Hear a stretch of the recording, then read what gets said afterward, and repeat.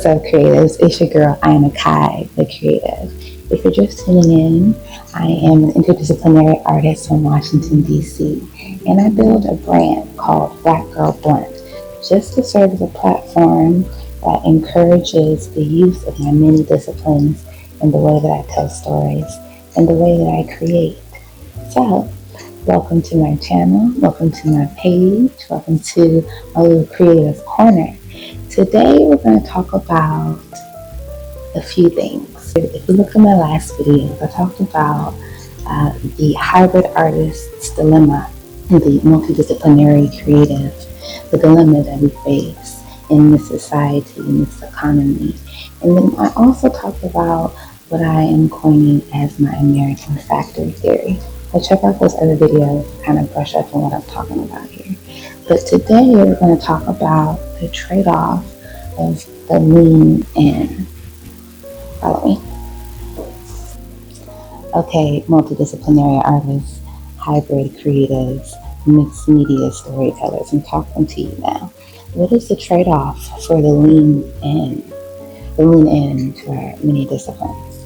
Well, the dilemma that we face is really rooted in a conflict between the concept of the specialist versus the generalist, which really is an argument of depth versus breadth. Depth of a singular expertise versus a breadth of knowledge accumulated by the exercising of multiple expertise. Now, the specialist approach can be quite beneficial in the way that you can present as an authority, a specific expert in a field, which is great for branding and differentiating yourself from a crowded market in that specific arena, in that niche, right? Now let's explore the generalist's approach. As a creative generalist, you offer a breadth of understanding and knowledge and practice in an array of creative mediums or domains. And that could look like photography, videography, creative writing, sketching, graphic design, building, sculpting, actually physically making things, understanding strategy even, bringing in the social sciences like psychology, sociology, anthropology, bringing all of those things into the forefront, even considering costume design and fashion, makeup, hair, understanding of an array of creative domains and mediums actually emphasizes versatility, adaptability, having a wide appeal, even a global appeal in this economy. It actually appeals to being able to handle different types of creative projects, all within the same scope or within different scope. The advantage is the ability to collaborate across different industries and essentially having transferable skills. Now, you know that's a buzzword. The transferable skill, okay, come on now. Now, scholars are actually saying that dual careers amongst creatives are becoming actually the most sustainable. Thinking of combining multiple roles like teaching, entrepreneurship, or even just performing, product making. Scholars are also saying that multidisciplinary education leads to improved ideation or concept development. Think of STEAM. The development of educational programs that incorporate science, math, and the arts. In today's market, in today's economy, multidisciplinary creatives are using their skill sets to actually create and land leadership roles. We're talking about designers, artists, writers, curators are implementing strategy towards roles like creative director, content lead, careers like head of design, creative team lead, art director, things of that nature.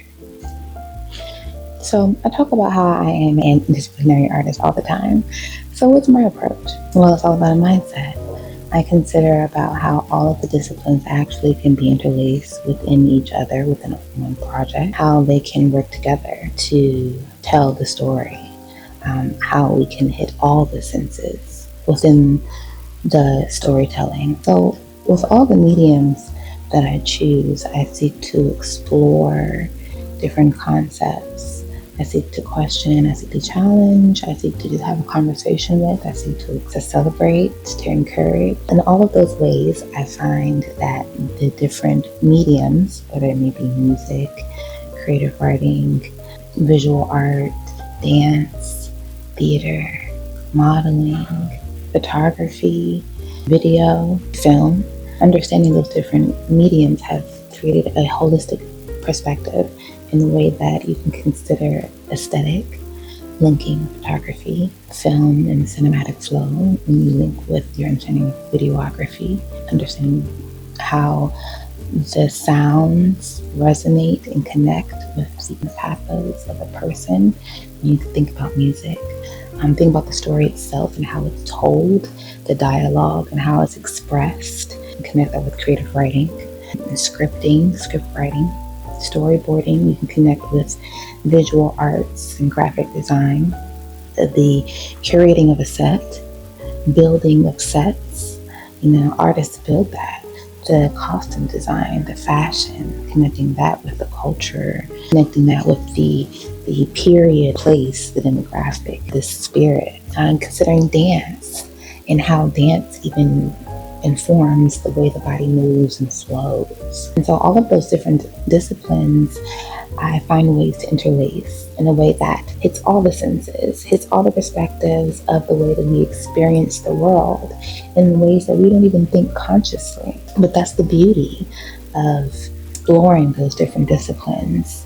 For me, I've been able to find ways to tell the story through a different lens, and sometimes combining them all in one, really creating a experience with the final product that feels immersive in a way that leads to what we're seeing now in the market, in the creative world, of world building, of character play, bringing you into everything we see and taste and smell and feel, and then bringing that to life in the physical, in the tangible.